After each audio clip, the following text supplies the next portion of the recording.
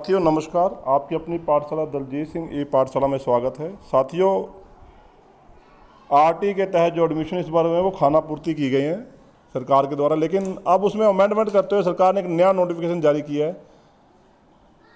उसमें काफ़ी चीज़ों को क्लियर कर दिया गया है कि अब ये अधिकार जो है बच्चों के आरटी के तहत होंगे। सबसे पहला जो बदलाव किया गया, पहले क्या था, आरटी के तहत जो नज़दीक का सरकारी स्कूल होता था उसमें एडमिशन लेना होता था, लेकिन अब जो है नए प्रावधान के मुताबिक अब बच्चा सिर्फ सरकारी स्कूल में नहीं, अगर वो चाहता है कि वो प्राइवेट स्कूल में ले और वो अलाभप्रद यानी कि अनएडवांटेज ग्रुप का 1,80,000 से उसकी आय कम है या फिर किसी कमज़ोर वर्ग से है तो उसको एडमिशन उस प्राइवेट स्कूल को देना पड़ेगा। इसके लिए भी कड़े नियम, अगर वो एडमिशन नहीं देता प्राइवेट स्कूल और उसकी शिकायत जाती है अगर किसी भी अधिकारी के पास, पहले ये जो अधिकार थे मान्यता लेने के, ये अधिकार जो थे पंचकुला डायरेक्टर के पास थे, अब ये अधिकार जो है डिस्ट्रिक्ट एलिमेंट्री एजुकेशन DW को दे दिए गए हैं। ये बहुत बढ़िया उपाय किया गया। अगर पेरेंट्स लिखित में शिकायत देते हैं अपनी तो उस स्कूल के खिलाफ कार्रवाई होगी और उस स्कूल को नोटिस जाएगा उस शिकायत के आधार पर। उसके बाद 3 मेंबरी कमेटी बनेगी।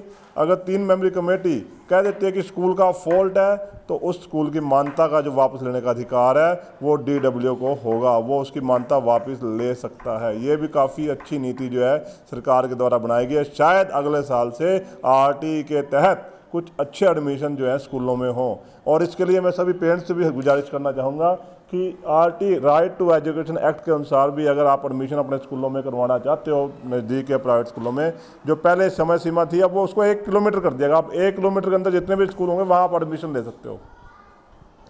और इसके लिए आप कमेटी बनाइए अपनी लोकल लेवल पर, पेरेंट्स की कमेटी होगी तभी आपके एडमिशन जो है सुचारू रूप से हो पाएंगे और तभी आपका दबाव जो है प्राइवेट स्कूलों पर बनेगा। और इस कमेटी के लिए जो हरियाणा सरकार ने भी कहा कि आप कमेटी बनाइए। क्या लिखा गया इसमें,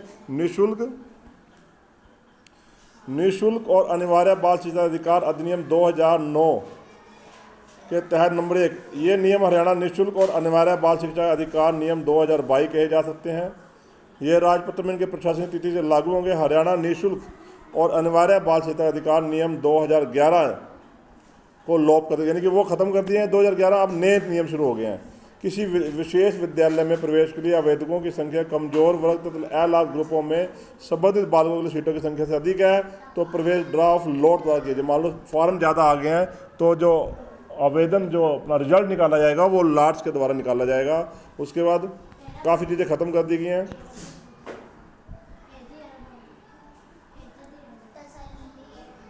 एक और चीज़, यदि संबंध ग्राम पंचायत का सरपंच, वार्ड का नगर पालिका जिसके विद्यालय स्थित है वहाँ एडमिशन चुने स्थान पर शहर गांव से आसपास के गांव में भी आप एडमिशन ले सकते हो। मौलिक शिक्षा निदेशालय के अपर निदेशक के स्थान पर, यानी कि जहाँ मौलिक शिक्षा अधिकारी सब प्रेरणा से या किसी व्यक्ति से किसी प्रतिवेदन पर लेखबद्ध किए जाने पर कारण से विश्वास करने का कारण रखता है तो नियम 12 के अधीन मान्यता प्राप्त किसी विद्यालय द्वारा मान्यता प्रदान किए जाने की शर्तों को एक या अधिक से अधिक उल्लंघन किया है या विनिर्दिष्ट मापदंडों और मानकों को पूरा करने में असफल रहा है तो जिला मौलिक शिक्षा अधिकारी निम्नलिखित काम करेगा। मान्यता प्रदान करने वाली शर्त के उल्लंघन को निर्दिष्ट करते हुए विद्यालय को नोटिस जारी करेगा। जैसे मैंने पहले बताया 1 मास के भीतर उसे स्पष्टीकरण मांगा जाएगा। स्पष्टीकरण के समय प्रदान न किए जाने से नियम समयावधि के भीतर स्पष्टीकरण प्राप्त न होने की दशा में संबंधित जिला मौलिक शिक्षा अधिकारी से 3 से 5 सदस्यों की कमेटी बनाई जाएगी और अगर वो कमेटी जाँच करती है और वो दंड का सिफारिश करती है तो समिति की रिपोर्ट के अपनी सिफारिश के आधार पर जिला जो मौलिक शिक्षा अधिकारी है वो उसके वापस लेने का आदेश पारित कर सकती है। तो बहुत ही अच्छा सिद्धांत जो आपके लिए बनाया गया है।